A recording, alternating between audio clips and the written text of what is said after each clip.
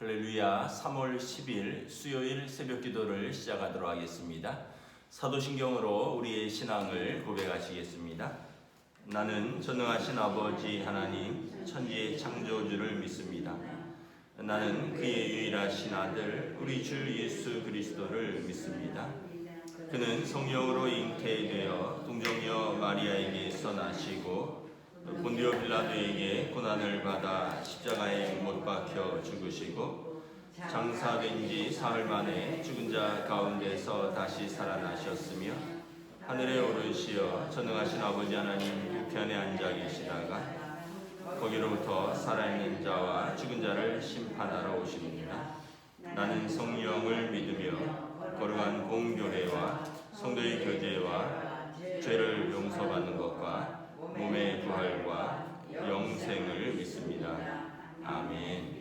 찬송가 532장 찬양하시겠습니다. 찬송가 532장입니다.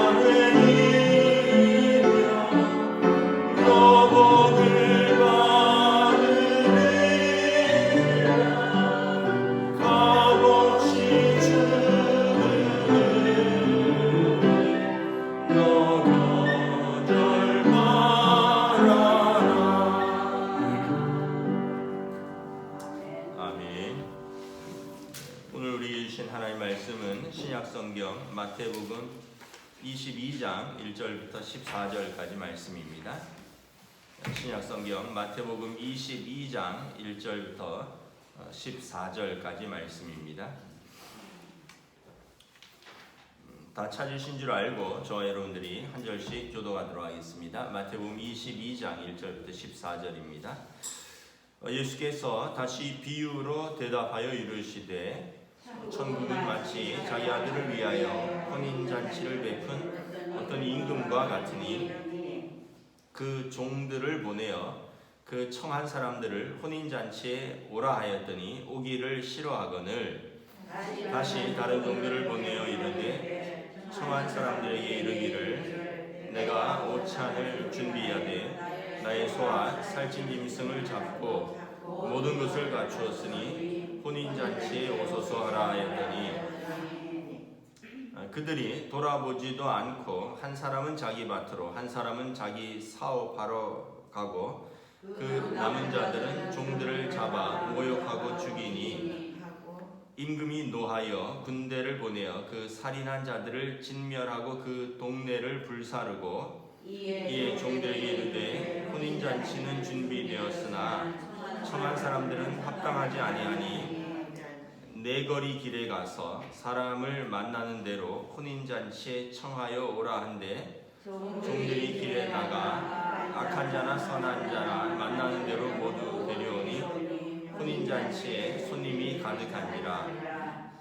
임금이 손님들을 보러 들어올세 거기서 예복을 입지 않은 한 사람을 보고 이르되 친구여 어찌하여 예복을 입지 않고 여기 들어왔느냐 하니 그가 아무 말도 못하거늘 임금이 사환들에게 말하되 그 손발을 묶어 바깥 어두운 데 내던지라. 거기서 슬피 울며 이를 갈게 되리라 하니라. 청함을 받은 자는 많되 택함을 입은 자는 적으니라. 아멘. 할렐루야. 오늘도 새날이 시작되었습니다. 하나님께서 은혜와 평강으로 함께 하시는 복된 날 되시기를 축복합니다. 오늘도 수요 예배가 있습니다. 온라인으로 여러분 오전 10시가 조금 넘어서 수요 예배를 올려드리면 또 여러분들 적합한 시간에 또 수요 예배를 드리시기를 바랍니다. 오늘 말씀은 천국 잔치의 초대에 관한 비유입니다. 2절에 보면 천국은 마치 자기 아들을 위하여 혼인 잔치를 베푼 어떤 임금과 같아라고 말씀을 합니다. 그래서 어떤 임금이 자기 아들을 위해서 혼인 잔치를 베풀었습니다. 그래서 임금은요 하나님이십니다. 자기 아들을 위하여 예수 그리스도를 통하여 혼인잔치, 천국잔치를 베푸셨습니다. 2절에 보면 그 종들을 보내어 청한 사람들을 혼인잔치에 오라 하였거늘 오기를 싫어하거늘 4절에 보면 다시 다른 종들을 보내어 그 당시에 혼인잔치는 하루가 아니라 일주일간 열리는 혼인잔치고 그리고 혼인잔치는 미리 초청장을 보냅니다. 미리 초청장을 보내면 이제 오겠다라고 미리 답을 하면 때가 되면 이제 혼주가 종들을 보내서 그분들을 다시 모셔오는 겁니다. 그러니까 이제 갑자기 종들을 보내서 뭐 오늘 와라 내일 와라가 아니라 한 달 전부터 이렇게 초청장을 보내고 주인이 아들을 잔치를 하는데 모시고 싶습니다. 오시겠습니까? 하면 답변을 주면 그 명단을 가지고 있다가 그리고 때가 되면 그 명단에 기록된 사람들에게 종을 보내서 모셔오는 것이라는 거죠. 우리나라는 뭐 요즘은 이제 코로나 때문에 꼭 필요한 사람들만 이렇게 오게 하고 다른 분들은 그냥 온라인으로 축하하는 것이 이제 대세가 되었는데 뭐 사실 혼인잔치에 뭐 누가 가든지 우리는 별로 관여하지 않습니다. 왜냐하면 우리는 오면 좋은 일이니까 우리는 뭐 오면 숟가락 하나 젓가락 하나만 더 놓으면 되죠. 뷔페식이니까. 그런데 제가 미국에 있을 때 이제 그 결혼식을 하는데 이제 저한테 청년이 결혼식을 하는데 제가 교회 목사인데 저한테 결혼식 그 초대장을 안 주는 거예요. 다른 청년들한테 몇 장 돌리는데. 그래서 제가 나는 안 주냐 이랬더니 죄송하지만 여기 풍습은 꼭 자기가 필요한 사람들만 준다는 거예요. 자기가 잘 알고 자기가 꼭 왔으면 좋겠는 사람. 그래서 목사님이 날 잘 모르지 않습니까? 제가 그게 부임한 지 뭐 몇 개월 안 됐고요. 저기는 나를 잘 모르니까 저한테 초청장을 안 줬다는 거예요. 저는 그것도 잘 이해가 안 가기도 하는데 그게 미국 문화래요. 미국은 교회 아니라고 주보 돌리듯이 초대장 다 안 돌립니다. 같은 교회 교인이라도 자기가 부르고 싶은 사람한테만 초청장을 주는 거예요. 그래서 그 초대장이 있어야지만 결혼식장에 갑니다. 왜냐하면 미국 같은 경우는 우리처럼 뷔페에 젓가락만 하나 더 놓는 게 아니라 자리에 스테이크 고기를 딱 굽기 때문에 고기 개수가 한정돼 있어요. 그래서 100명분을 준비했는데 150명이 오면 이 잔치가 망가지는 거죠. 그러니까 초청장을 100개를 돌렸으면 그리고 온다는 사람들이 어떻게 응답하는가에 따라서 그 고기를 100개만 준비를 하는 거죠. 스테이크를. 그래서 저도 참 그 문화가 이상했어요. 나중에 더 기분 나쁜 건 집사람은 초청장을 받았어요. 왜 집사람은 줬냐 했더니 집사람은 반주자라고. 아내는 초대받고 남편은 초대받지 못하는 좀 이상한 상황이 있는데 근데 하여튼 뭐 그게 미국 문화죠. 우리랑 문화가 달라요. 이제 이 동양이죠. 이제 이스라엘도 동양 쪽이긴 하지만 이제 그쪽 중동에 가까운 쪽인데 그쪽도 그냥 막 초청하는 게 아니라 미리 이렇게 초청장을 보내고 응답한 사람들을 당일에 종들이 데리러 가는 겁니다. 그러면서 3절에 종들을 먼저 보냈는데 청한 사람들이 혼인잔치에 오기를 싫어한다라는 겁니다. 이 종들은 구약의 선지자들과 세례 요한을 의미하는 것입니다. 선지자를 통해서 계속해서 하나님의 뜻을 전했습니다. 또 세례 요한이 와서 세례 요한은 어떻게 보면 구약과 신약 사이에 끼어 있는 마지막 선지자이죠. 회개하라, 천국이 가까이 왔다. 천국에 초청하면서 회개할 것을 요구했습니다. 그런데 사람들이 천국에 오기를 싫어한다는 것입니다. 구약 시대나 세례 요한의 시대나 응답한 사람도 있지만 많은 사람들이 응답하지 않았습니다. 4절에 다시 다른 종들을 보냅니다. 이 다른 종들은 이제 예수 그리스도 자신이기도 하고요. 예수님도 오셔서 천국 잔치에 초청을 하셨죠. 이후에 이제 사도들과 이제 초대교회에 이제 많은 이제 집사님들, 선교사들 뭐 이런 분들이죠. 이후에 다시 종들을 보내서 청한 사람들에게 내가 오찬을 준비하되 나의 소와 살찐 짐승을 잡고 모든 것을 갖추었으니 혼인잔치에 오소서라고 다시 모시러 갑니다.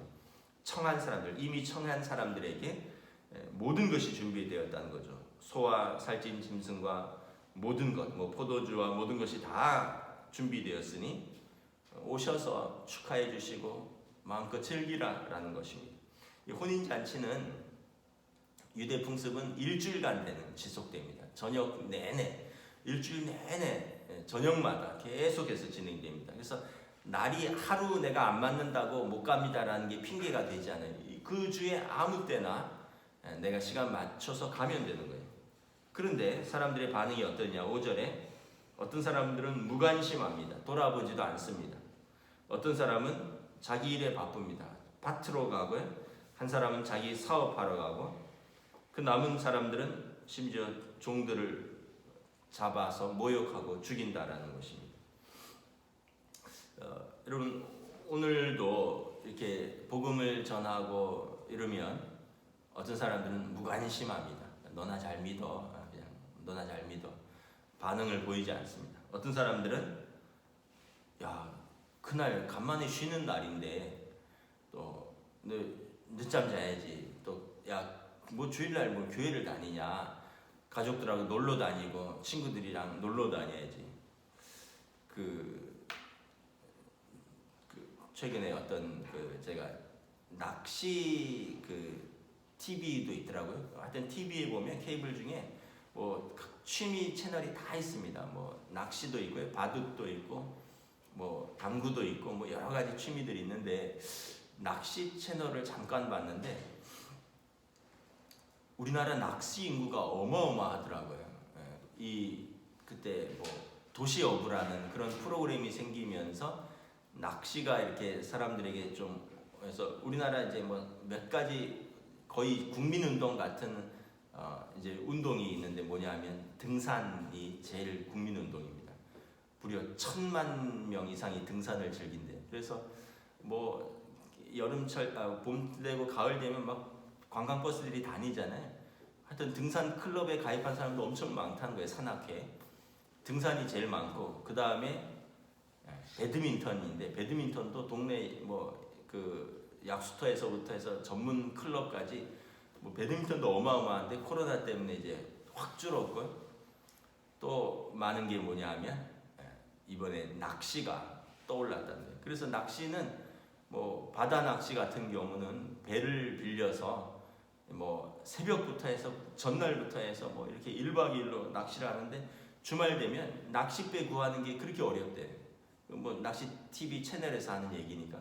그래서 뭐 코로나 시대에도 그 지인들이 낚시 타고 바다 가서 다른 건 못 하니까 고기 잡으면서 뭐 그 멀미 가운데 고기 잡으면서 굉장히 즐거워한다 뭐 이런 방송을 제가 보았습니다.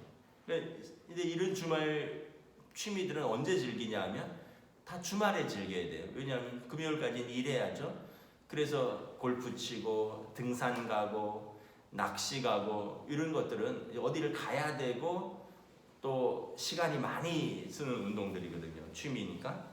그래서 그렇게 하다 보면 어떻게 될까요? 결국은 한 가지 더 있는데 캠핑 인구가 많이 늘었다고 합니다. 캠핑 인구가. 가족들 데리고 젊은 사람. 그러다 보면 어떻게 돼요? 주의를 못 지키는 거예요. 근데 요즘 온라인으로 지난 1년간 드렸잖아요. 그러니까 이제 신난 거죠. 주일날 캠핑 가서 캠핑장에서 예배를 드려요. 주일날 낚시 가서 낚시 한참 하다가 이제 뭐 끝나고 이제 어느 시간 됐는데 영상으로 잠깐 드리고 이제 뭐 그런 일들이 많이 일어난다. 근데 이제 평시에도 지금 여기에는 지금 다 자기 취미 보러 또는 무관심하러 사람들이 하나님 앞에 예배 드리는 것에 별로 관심을 보이지 않는다는 거예요. 6절에 심한 사람들은 자기를 초청하고 데리러 온 종들을 잡아서 모욕하고 죽입니다. 이것은 종들을 모욕하고 죽인 것이기도 하지만 종을 보낸 주인을 모욕하고 이제 한 것이죠.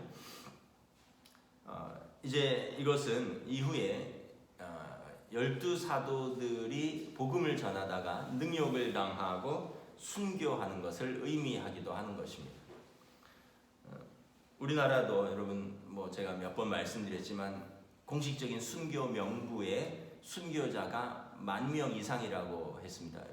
선교 136년의 선교 가운데 136년 동안에 예수 그리스도를 믿는다는 이유로 죽임을 당한 공식적인 순교자, 정부로부터 탄압을 받고 공식적으로 죽은 사람만 여러분 10,000명이 넘습니다. 그렇다면 민간에서 죽이고 이름이 기록되지 않은 수많은 사람들 따지면 20,000명이 훌쩍 넘는다고 볼 수 있죠.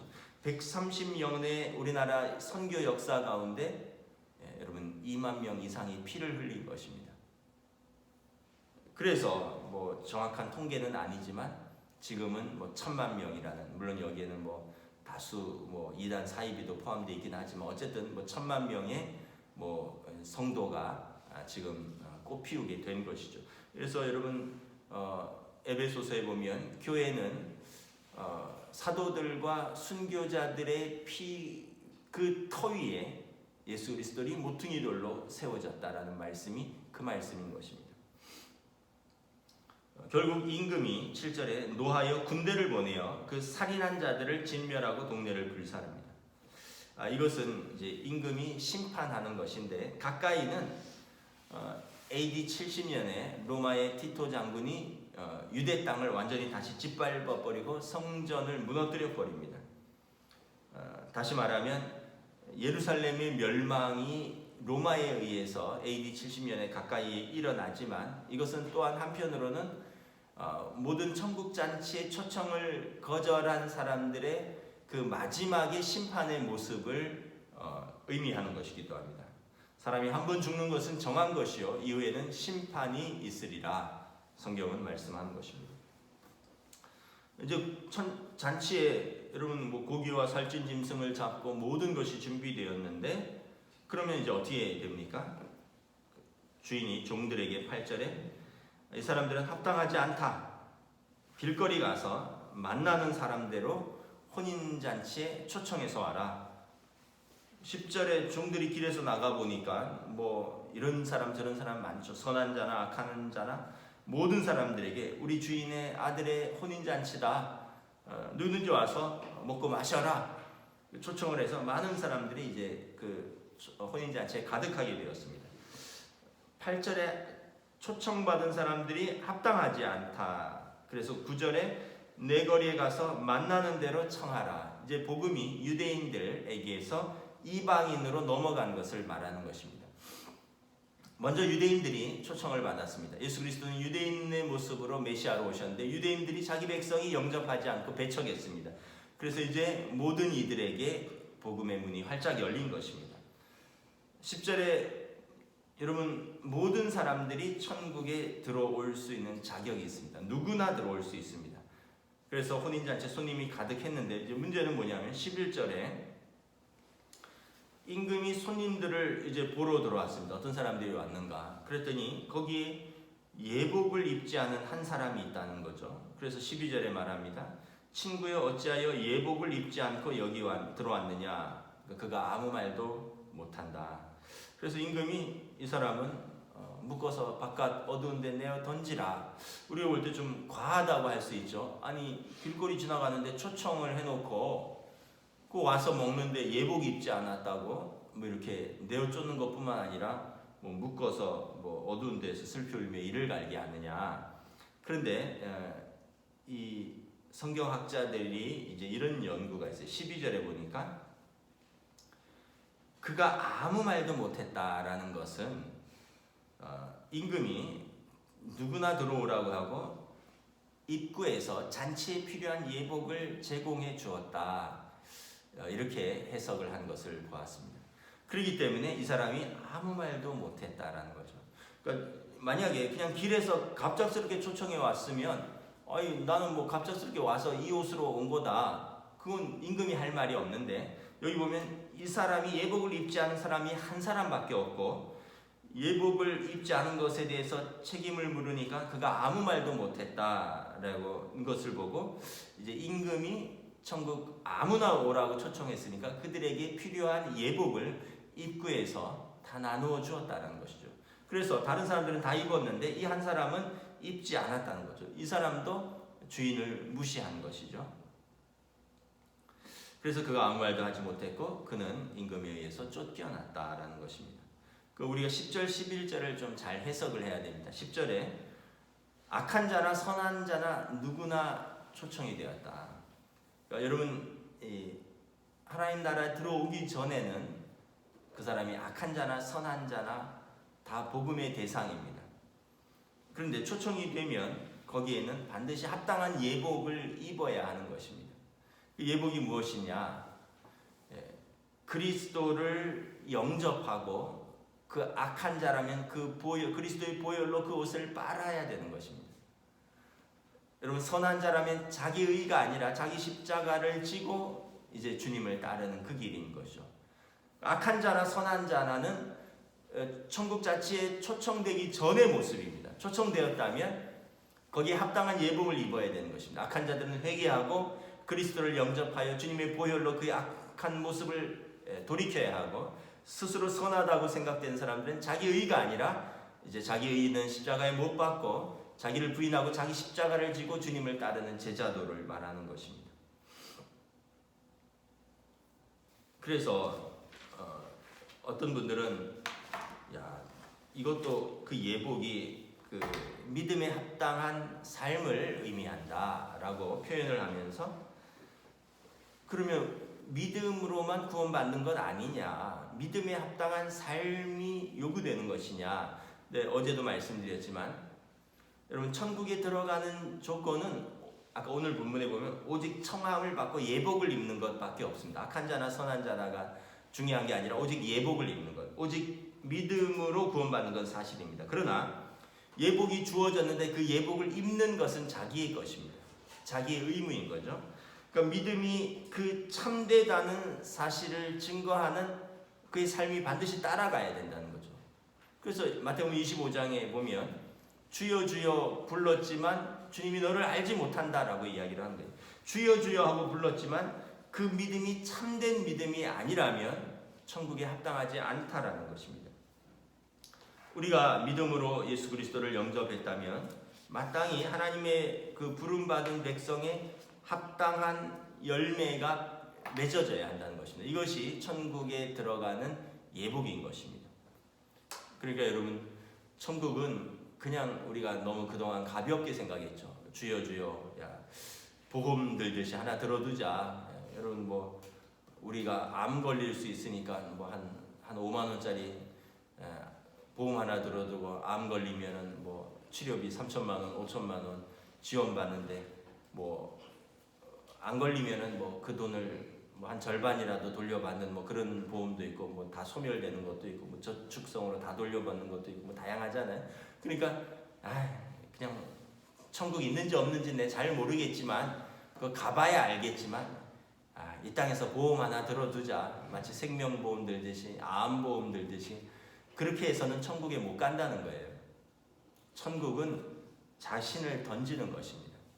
보험은 들어두는 게 아니라 내 자신의 삶을 하나님 앞에 던지는 것입니다. 그냥 말로만 주여 주여가 아니라 믿음에 합당한 삶, 그 예복을 입으라는 것입니다. 만약에 암보험 들듯이 보험 들고 천국 갔는데 주님이 내가 너를 알지 못하노라, 내가 주여 주여 하고 교회 다녔습니다, 내가 너를 알지 못하노라 하면 여러분, 우리가 얼마나 부끄럽겠습니까? 그게 아니라 우리의 믿음에 합당한 옷, 내 삶을 던져서 주님을 따라가는 삶이 여러분 천국에 합당한 삶인 것입니다. 14절에 청함을 받은 자는 많되 택함을 입은 자는 적으니라. 여러분, 전도받은 사람들도 많고요, 또 교회를 왔다 갔다 한 사람도 많을 수 있습니다. 그러나 진짜 구원을 받는 사람은 그것은 하나님만 아신다는 것입니다. 요한복음에 영생은 곧 유일하신 참 하나님과 그의 보내신 자 예수 그리스도를 믿는 것이라. 요한복음 17장 말씀입니다. 영생은 유일하신 참 하나님을 믿고 그의 보내신 자 예수 그리스도를 영접하는 것이다. 그거 외에는 하나님 나라에 들어갈 자가 없다는 것입니다. 기도하겠습니다. 하나님 은혜를 감사합니다. 오늘 우리가 말씀을 통하여 천국 잔치의 초청과 비유에 대해서 말씀을 들었습니다. 많은 사람들이 초청을 받았고, 어떤 사람들은 외면하고 돌아보지도 않고 무관심하고, 어떤 사람들은 자기 일에 바빠서 밭으로 사업하러 놀러가고, 또 어떤 사람들은 초청한 종들을 잡아 모욕하고 죽였습니다. 결국 이 복음이 이제 유대인들을 넘어서서 이방인에게로, 모든 백성에게로 넘어왔지만, 또한 모든 사람이 선한 자나 악한 자나 누구나 하나님 앞에 나올 수 있는데, 하나님 나라에 들어가려면 그가 이전에 입었던 옷을 벗고 예복으로 갈아입어야 하는 것입니다. 그러므로 우리가 예수 그리스도를 인격적으로 영접하고 그 믿음에 합당한 부르심의 삶을 우리가 믿음으로 사는 것을 우리가 다시 한번 하나님 앞에서, 우리 말씀 앞에서 우리 자신을 돌아볼 수 있기를 원합니다. 주여 주여 했다고 다 천국에 들어가는 것이 아니라 오직 하나님의 뜻대로 부르심을 받은 자라 마태복음 25장에서 말씀합니다. 영생은 곧 유일하신 참 하나님과 그의 보내신 자 예수 그리스도를 아는 것이라 말씀하였습니다.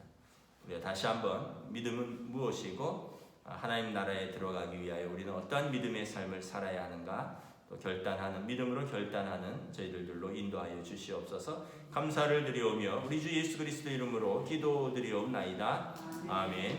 하늘에 계신 우리 아버지, 아버지의 이름을 거룩하게 하시며 아버지의 나라가 오게 하시며 아버지의 뜻이 하늘에서와 같이 땅에서도 이루어지게 하소서.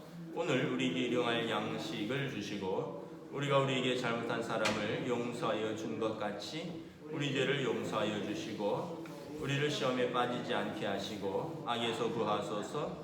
나라와 권능과 영광이 영원히 아버지의 것입니다.